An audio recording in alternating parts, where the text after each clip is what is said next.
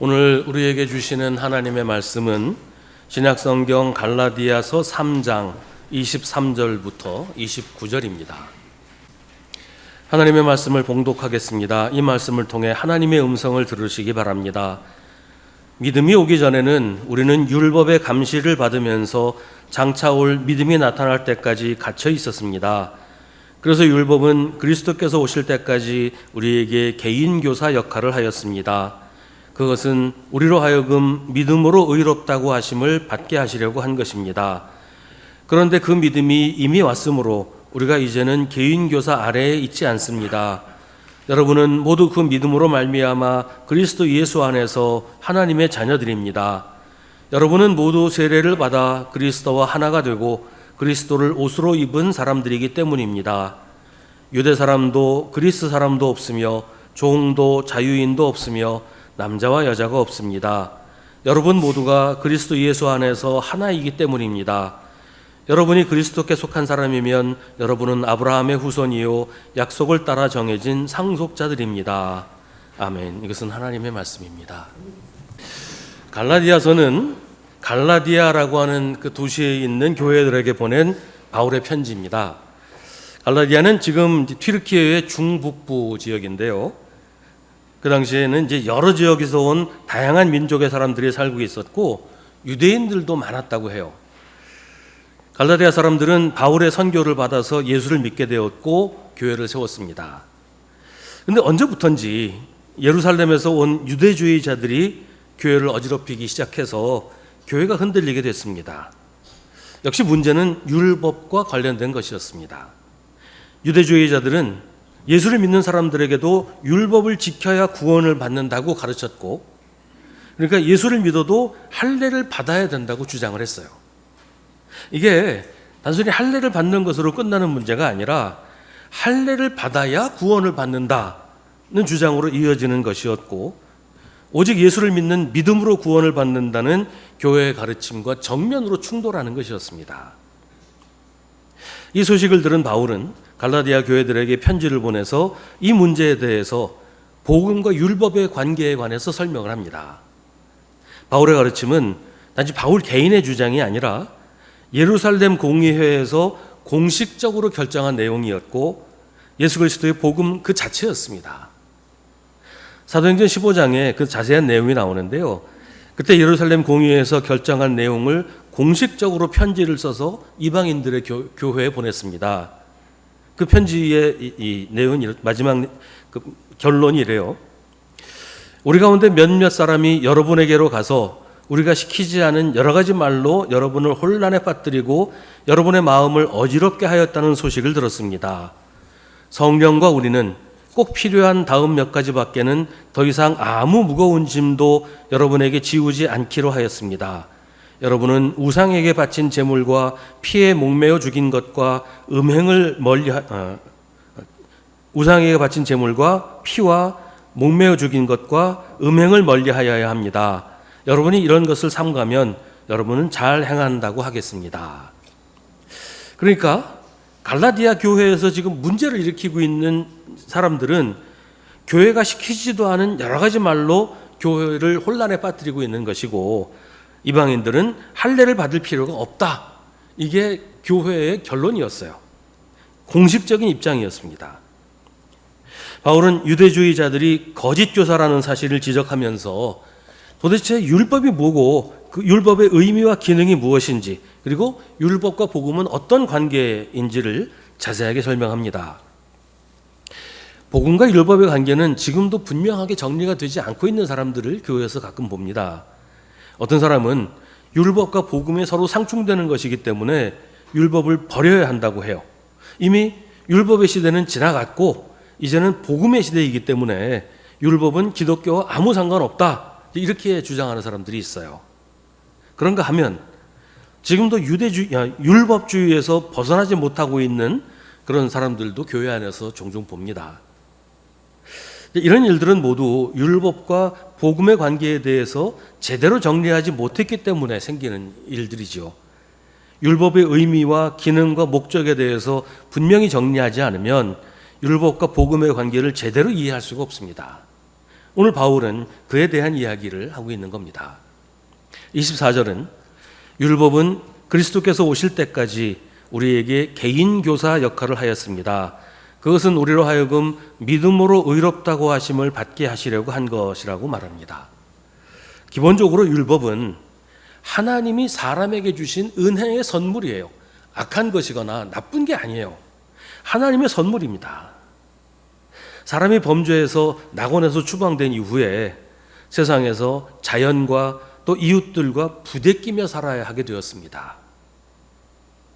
기본적으로 거칠고 황량한 환경에서 마치 전쟁을 하듯이 싸우면서 살아야 하게 되었다는 거예요. 근데 그러다 보니 사람들 사이에서도 충돌이나 갈등이 없을 수가 없었습니다. 율법은 그런 세상에서 하나님의 백성이 어떻게 살아야 하는지를 가르쳐 주는 거예요. 함께 살아가는 사람들과 어떻게 어울려서 살 것인지, 이웃을 어떻게 대해야 되고 우리가 사는 세상을 어떤 모습으로 만들어가야 하는지를 율법이 제시를 하고 있다는 겁니다. 율법이 말하고 있는 가장 중요한 것, 우리가 어떻게 살아야 하는가, 어떤 세상을 만들어야 하는가에 있어서 가장 중요한 것은 사랑하는 것이다 라고 말하고 있습니다. 예수님도 말씀하신 것처럼 율법의 핵심은 하나님을 사랑하고 이웃을 사랑하는 것입니다. 하나님의 백성들이 서로 사랑하며 사는 것이 율법이 우리에게 명령하는 하나님의 뜻이에요. 그런 의미에서 율법은 지금도 우리에게 중요한 의미가 있습니다. 율법의 조항 하나하나를 지켜야 하는 건 아니지만 율법의 의도와 목적, 그러니까 하나님이 율법을 주신 이유는 지금 우리에게도 해당되는 것입니다. 복음은 우리의 구원을 위한 것이지만 예수를 믿고 구원받은 그리스도인들이 세상을 살아가기 위해서, 또 세상을 하나님의 뜻대로 만들어가기 위해서 율법은 우리에게 대단히 중요합니다. 율법은 세상을 어떻게 살아야 하는지, 어떤 세상이 되어야 하는지를 하나님께서 우리에게 가르쳐 주신 것이기 때문입니다. 예수를 믿는다고 해서 구약도 버리고 율법도 버려야 하는 것이 아니라는 말이에요. 율법을 바리새인처럼 지켜서도 안 되지만 율법 자체를 버려서도 안 된다는 겁니다. 예수님께서도 율법을 폐하려고 하시지 않고 율법을 완성하려고 하셨다고 하잖아요. 예수님이 우리에게 주신 새 계명도 율법에서 벗어나는 게 아니에요.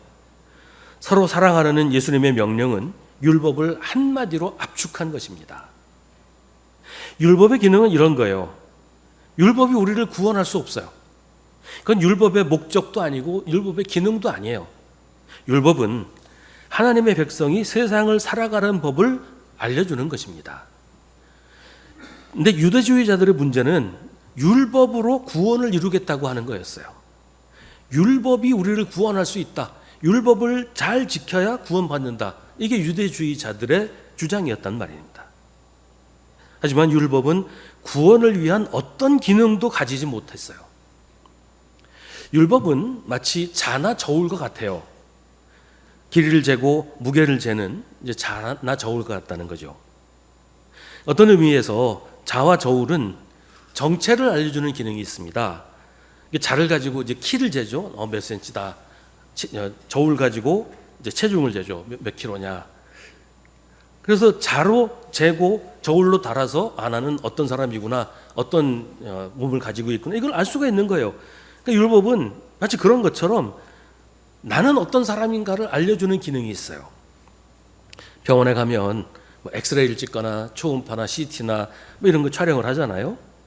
그런 것들은 우리 몸의 상태를 확인해 줍니다. 어디가 이상이 있고 뭐가 잘못되어 있고 이걸 찾아내는 거예요. 근데 그런 것들은 병을 찾아내기는 해도 고치지는 못해요. 엑스레이나 초음파 사진 찍는다고 병이 낫는 건 아니잖아요. 그런 것들은 병을 고치기 위해서 어디에 문제가 있는지를 알려주는 역할을 합니다. 그런데 이제 갈라디아 교회를 어지럽히는 유대주의자들, 율법을 지켜야 구원을 받는다는 사람들은 엑스레이를 찍어야 병이 낫는다, 엑스레이가 병을 고쳐준다 라고 우기고 있는 거예요. 율법의 기능은 우리에게 문제가 있다는 것을 알려주는 겁니다. 우리가 율법을 지키며 살다 보면 우리가 참 부족한 존재라는 것을 깨닫게 돼요. 나는 죄인이고 내 힘으로는 내가 나를 구제할 수 없다, 나를 구원할 수 없다는 것을 깨닫게 해주는 게 율법의 기능이에요. 그래서 율법은 누군가 우리를 구원해 주어야 살 수 있다는 사실을 우리가 인정하도록 만드는 그런 기능이 있는 겁니다. 구원의 필요성을 깨닫게 해주는 역할을 하는 게 율법이라는 것입니다. 율법이 우리를 구원할 수 없다는 말은 우리의 노력이 우리를 구원할 수 없다는 것을 의미합니다. 율법을 지킨다고 구원받을 수 없다는 거예요. 율법의 목적이 구원이 아닌데 율법을 철저하게 지킨다고 구원받을 수가 없단 말이죠. 태평양 한복판에서 배가 난파되어서 물에 빠졌어요.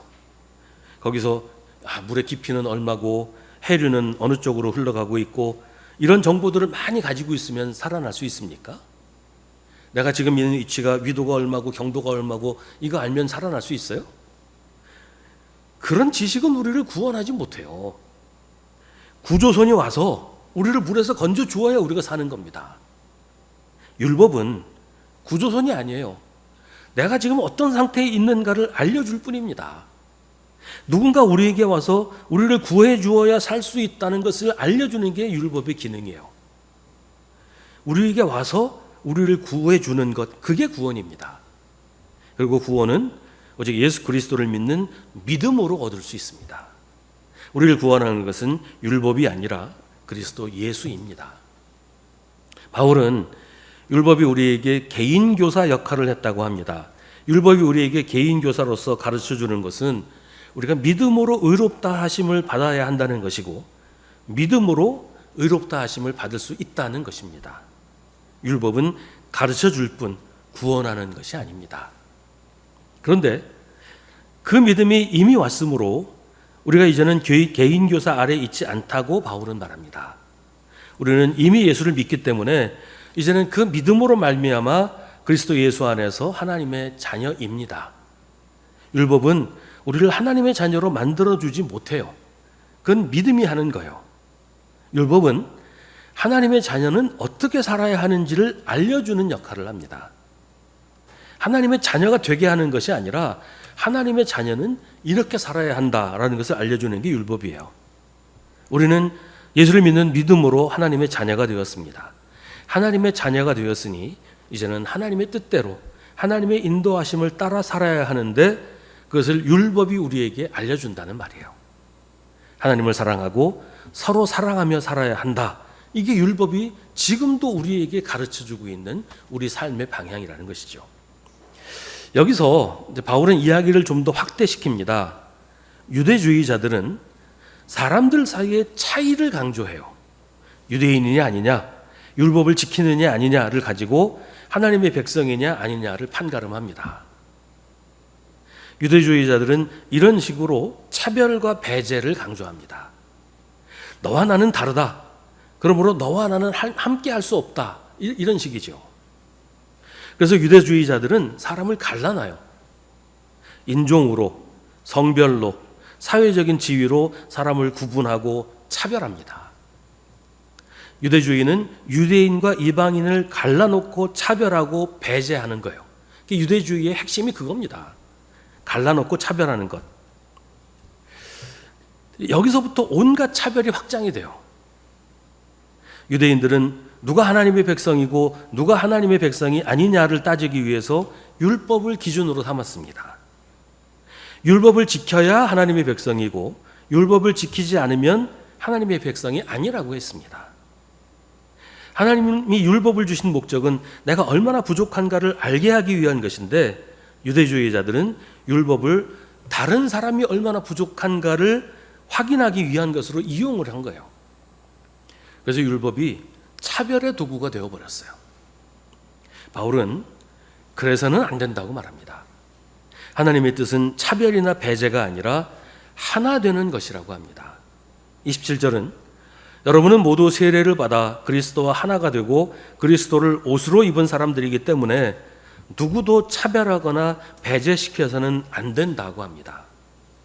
바울은 여기서 세례를 이야기하는데 바울이 여기서 사용하는 이미지는 세례가 우리의 모든 껍데기를 벗겨서 우리를 발가벗긴다는 그런 이미지를 쓰고 있어요. 세례를 받을 때 우리의 모든 죄와 허물이 씻기는 것과 더불어서 사람을 구별하는 모든 차이, 인종이나 성별이나 사회적인 지위도 모두 벗겨진다는 거예요.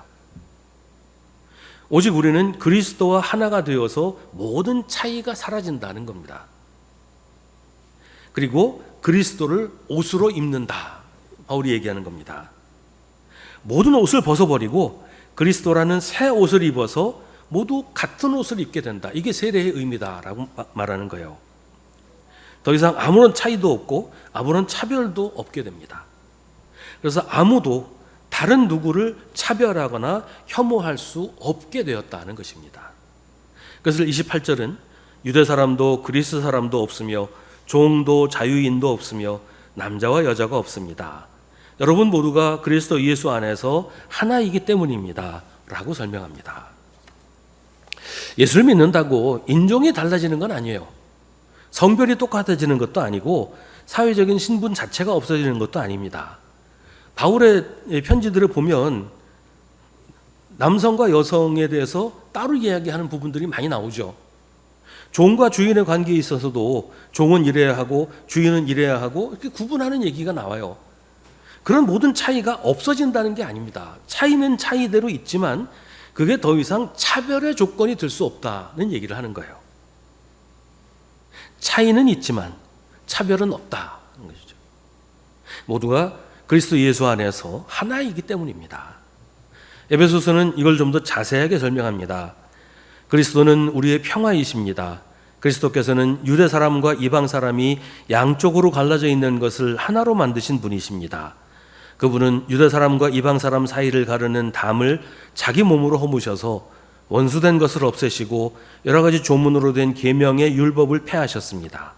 그분은 이 둘을 자기 안에서 하나의 새 사람으로 만들어서 평화를 이루시고 원수된 것을 십자가로 소멸하시고 이 둘을 한 몸으로 만드셔서 하나님과 화해시키셨습니다. 그분은 오셔서 멀리 떨어져 있는 여러분에게 평화를 전하셨으며 가까이 있는 사람들에게도 평화를 전하셨습니다. 이방 사람과 유대 사람 양쪽 모두 그리스도를 통하여 한 성령 안에서 아버지께 나아가게 되었습니다. 그러므로 이제부터 여러분은 외국 사람이나 나그네가 아니요 성도들과 함께 시민이며 하나님의 가족입니다.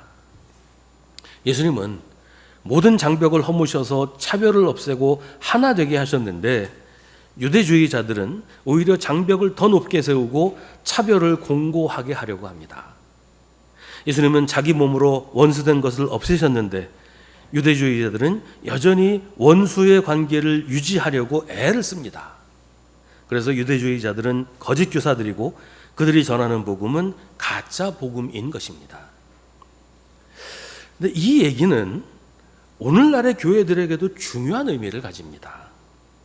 교회는 차별을 가르쳐서는 안 됩니다. 차이를 부정해서도 안 되지만 차이가 차별의 이유가 될 수는 없습니다. 교회는 누구와도 원수인 채로 남아있어서는 안 됩니다. 지금도 기독교인들 중에 나와 다른 사람이나 내가 싫어하는 사람들을 향해서 노골적으로 적개심을 드러내고 듣기에도 민망한 막말을 쏟아내는 사람들이 있는데 그건 예수님이 하신 일을 정면으로 부정하는 것입니다. 그런 말을 하는 사람은 거짓 교사이고 그런 가르침은 가짜 복음이라고 바울은 강조하고 있습니다. 강약, 약강이라는 말이 있죠. 나보다 강한 사람 앞에서는 약해지고 나보다 약한 사람들 앞에서는 강해지는, 이게 전형적인 차별입니다. 나보다 약한 사람은 우습게 보고 무시하고 함부로 대하면서 나보다 강해 보이는 사람 앞에서는 굴종하는 것도 그렇고, 점잖고 공정한 사람에게는 무례하게 대하고 함부로 반항하고 이러면서 폭력적이고 억압적인 사람 앞에서는 공손하고 복종하는 것, 이런 게 차별이에요. 옛날에 학교 다닐 때 생각이 납니다. 학교 다닐 때 담임선생님이 좀 순하신 분, 또 점잖고 학생들을 좀 인격적으로 대하시는 분들한테는 애들이 말을 안 들어요. 떠들고 반항하고 숙제도 잘 안 해오고 이래요. 근데 몽둥이 휘두르면서 막 폭력적으로 대하는 교사 앞에서는 꼼짝도 못하죠. 시키는 다 하고. 이게 차별이라는 거예요. 근데 그런 모습이 아직도 우리에게 많이 남아있는 것을 볼 수 있다는 겁니다. 우리 마음에 이런 생각이 없다고 장담할 수 있을까요? 우리 행동 가운데 이런 모습이 없다고 우리가 장담할 수 있겠냐 말이에요. 외국인들을 대하는 것도 마찬가지예요. 좀 가난한 나라들, 우리보다 못 사는 나라에서 온 사람들은 함부로 무시하고 일을 시켜도 뭐 월급도 제대로 안 주고 막 때리고, 근데 우리보다 잘 사는 나라에서 온 사람들 앞에서는 막 굽신거리고 굴종적이고 이런 모습들 많이 보잖아요. 우리의 믿음은 사람을 차별하고 배제하는 것이어서는 안 됩니다. 율법주의자들처럼 자기들만의 기준을 가지고 사람을 판단하고 정죄하지 말아야 됩니다. 우리를 구원하시는 건 예수님입니다. 우리가 얼마나 바르게 살았는지, 얼마나 꼿꼿하게 살았는지, 얼마나 엄격하게 살았는지, 이건 우리 구원에 있어서 아무 의미 없어요. 우리를 구원하는 믿음은 오직 예수 그리스도를 믿는 믿음입니다. 어떤 이유로든 사람을 차별하고 혐오하는 건 믿음에서 벗어나는 일입니다. 나와 다르다는 것은 차별의 이유가 절대로 될 수 없습니다. 차이를 인정하고 존중해야지 차별하거나 혐오하지 말아야 합니다. 우리는 그리스도와 하나가 되고 그리스도를 옷으로 입은 사람들입니다. 우리 가운데는 유대 사람도 그리스 사람도 없으며 종도 자유인도 없으며 남자와 여자가 없습니다. 우리 모두가 그리스도 예수 안에서 하나입니다. 우리가 할 일은 차별하고 혐오하는 게 아니라 성령께서 하나 되게 하신 것을 굳게 지키는 것입니다. 하나 되는 것은 우리 마음에 있는 미움과 혐오심을 버리는 것이고 원수인 채로 남아있지 않고 사랑하고 품어주는 것입니다. 우리가 아직 죄인일 때 우리를 위해 십자가에 달리신 예수 그리스도를 우리가 생각해야 합니다. 예수를 믿는 사람이라면 그 누구도 미워하거나 혐오하거나 차별해서는 안 됩니다. 만약에 예수님이 우리를 그런 식으로 차별하거나 배제하셨다면 우리가 어떻게 구원받겠어요? 죄인이 예수 믿고 구원받는 것인데 예수님은 죄인 싫어, 죄인 가까이 하지 않을 거야 하셨다면 도대체 누가 구원받을 수 있단 말이에요? 우리가 아직 죄인일 때 예수님은 우리를 구원하시기 위해 십자가에 달리셨습니다. 예수를 믿는 사람이라면 그래야 합니다. 기도하겠습니다.